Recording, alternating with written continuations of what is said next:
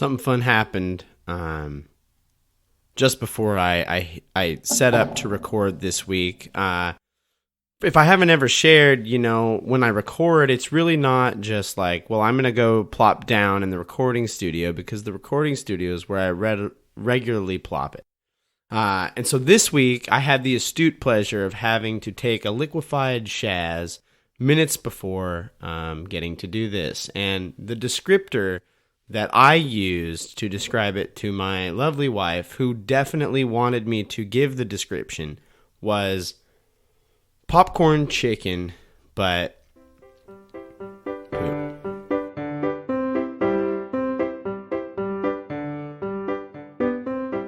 welcome back to Privy. Privy is a podcast about bathrooms recorded here in my home bathroom. I am your host, Hunter Hoover, and I love bathrooms, and I'm very thankful for them. Quick bathroom check-in. Went to go to the bathroom at Target, actually on the evening of this recording, and wouldn't you know it, I come strolling into the neighborhood Target. First thing I do, right hand, bam, turn the head. Is there any Pokemon cards on the wall? Nope, none there. And so got into the store, got sack deep up in the store, and then had to go to the bathroom, and I could tell it was going to be a danger wild man going on here, but trotted up to the front while my wife checked out with the stuff that we had procured, one of which is gingerbread Oreos. You got to get up on these. They're real good, and they should take them off of just being seasonal and make them a year-round thing, because they're phenomenal. But I trotted into the Target bathroom and hit up stall number 1. Kaboom. There's just like somebody had mud butted the seat. And I'm just not in that. I'm not in the space to deal with it. So I go out and I go to the handicap stall, which I tried to not. But go to the handicap stall. This joker is plumb clogged. And so I didn't go. I just held it. But I let the guy know at the door. I was like, hey, the bathroom needs attention. Not in a mean way, but just like, it doesn't do anybody any services not to let somebody know. If there had been a plunger near the toilet, I'd have plunged it myself. That's all I'm saying. So I held it all the way until just before recording this, hence the popcorn chicken.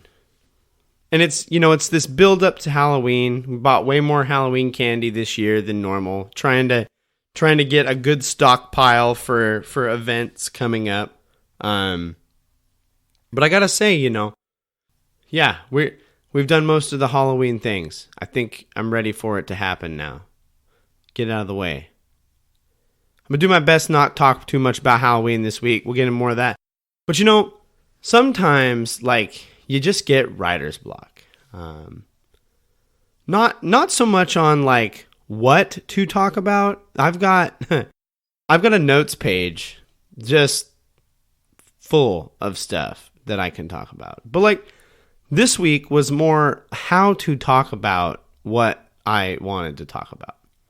And it's one of those weeks, because I've had this topic on my list of things that we need to discuss probably since the beginning of this podcast, I'd say. Maybe, I don't know. Probably longer than most, if not any other topic. Because once I found out this little nugget of information, and it is a hard nugget. It's been one of those things that has just wedged itself in the back of my brain, so much so that I regularly just, yeah. We've talked in the past about the things that people do while on the toilet. They play on their phones, they read, who knows what's going on here. People listen to music. There's all sorts of stuff. People spend so much time on the toilet that some have passed away. We talked about that. People read. use their phones, the greatest hits, do puzzles. And here's the deal.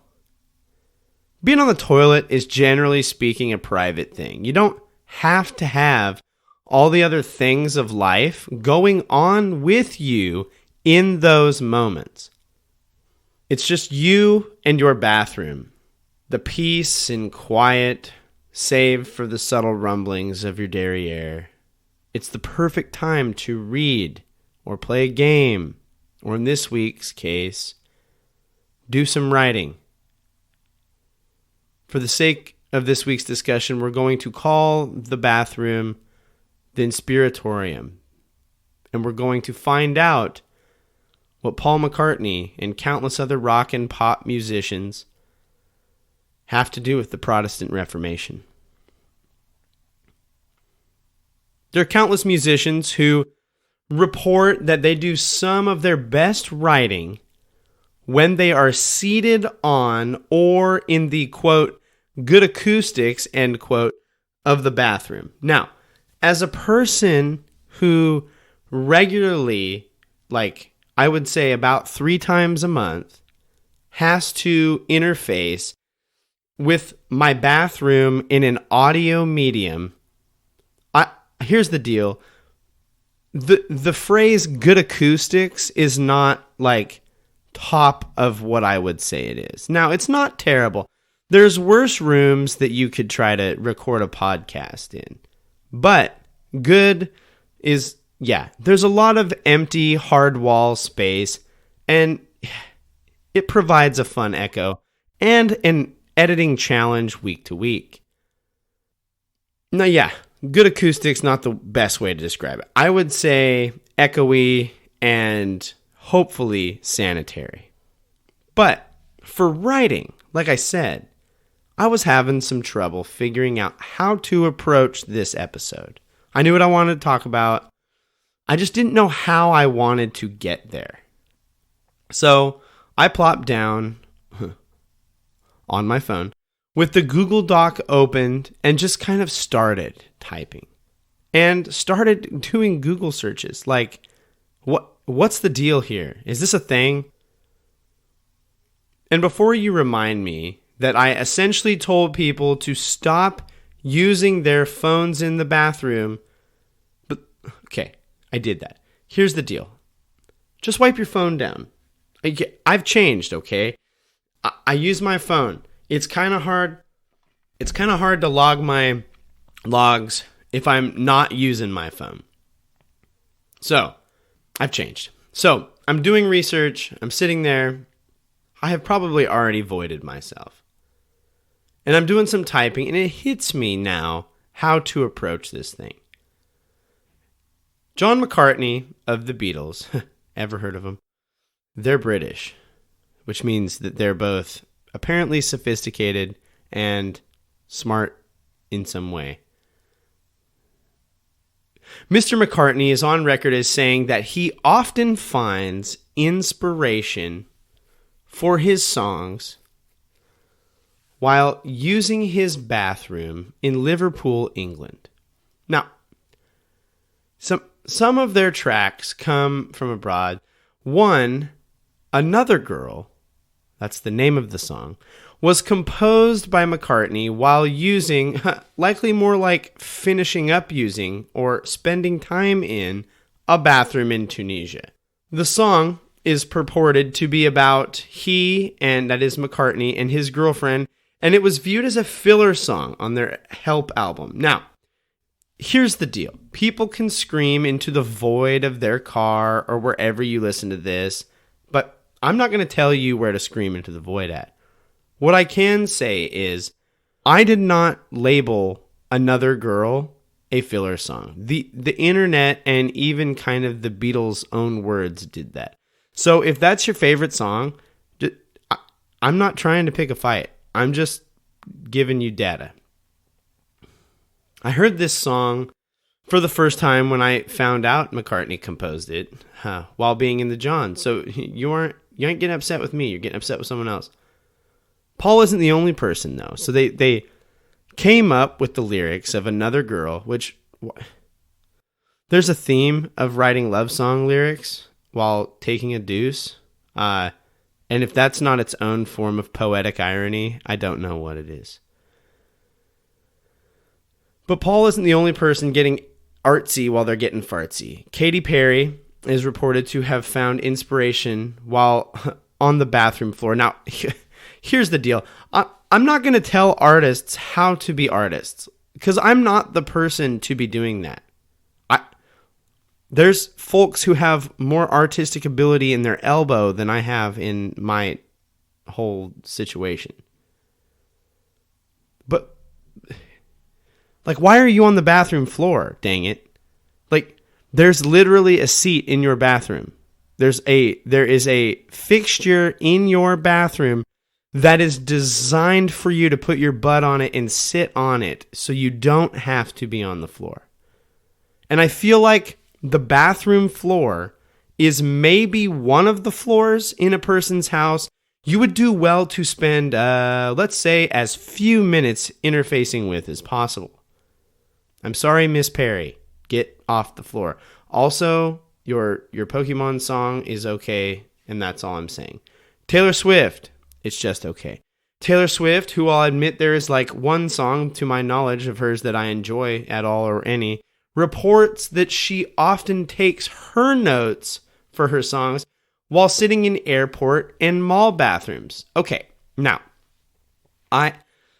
to my knowledge, and I am not a pop culture aficionado by any stretch of the imagination, nor could I even begin to try to keep up with all the gossip of who's doing what with celebrities. Couldn't care, won't care, refuse to try to care.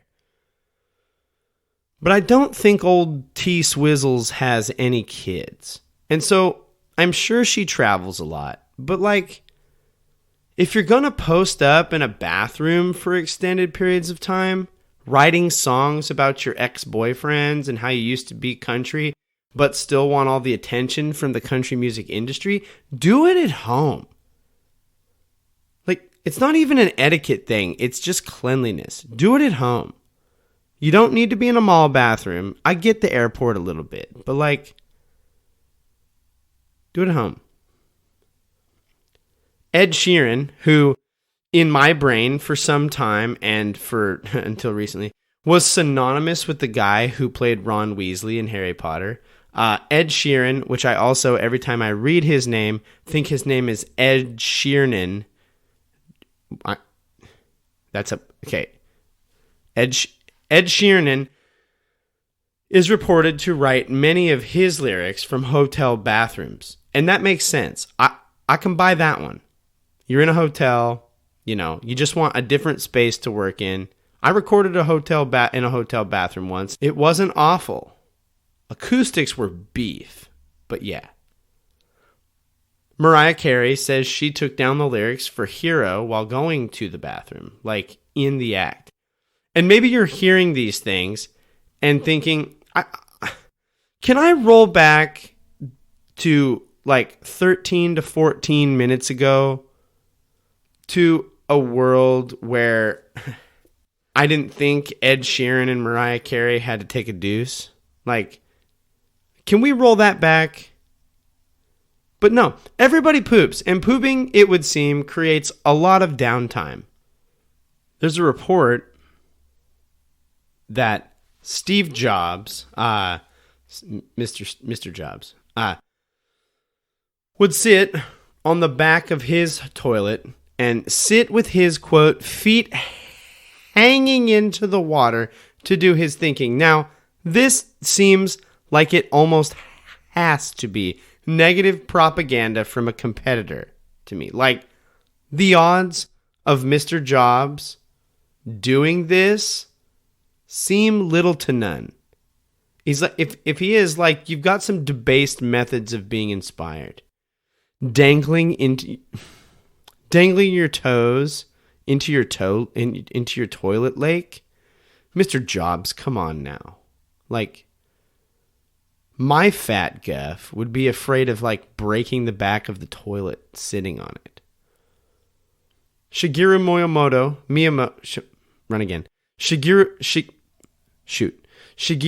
Miyamoto, got it first try. The man who in many ways made Nintendo what it is today is said to have a bathtub in his office for private use, which, like, if the bathtub is inside your private office, it's for private use. He shared that it was during one of his, quote, soaking sessions. Don't tell us that he came up with the idea that became Donkey Kong, which, as we know, is really just the thing that became Mario.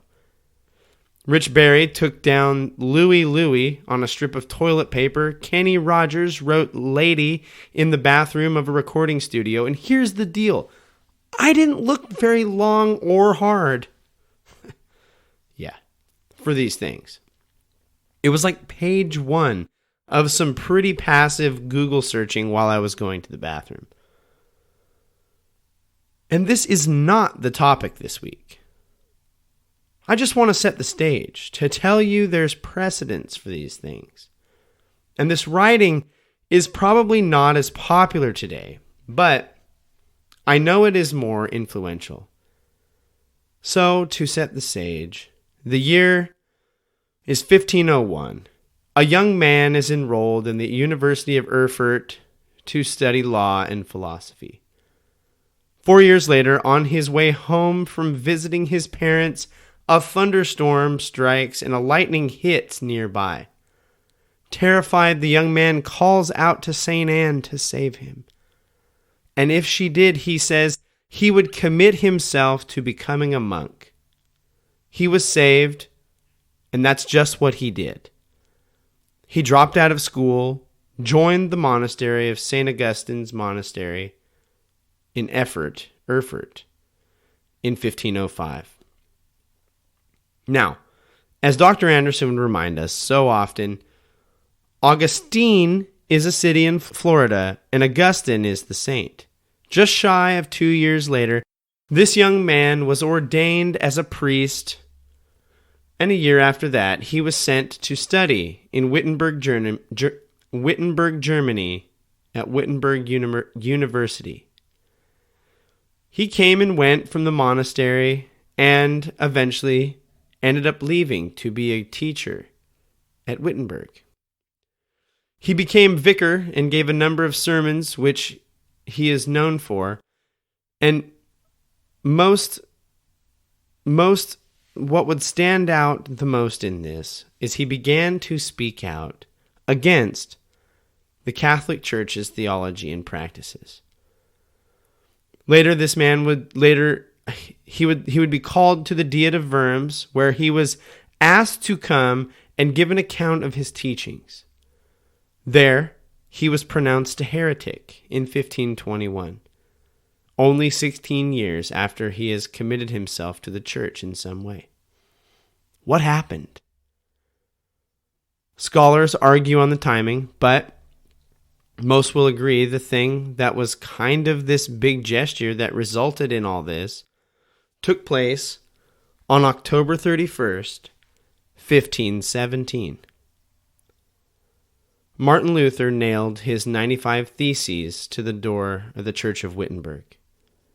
And in these theses, he outlined the Catholic Church, their abuse of power and inappropriate practices.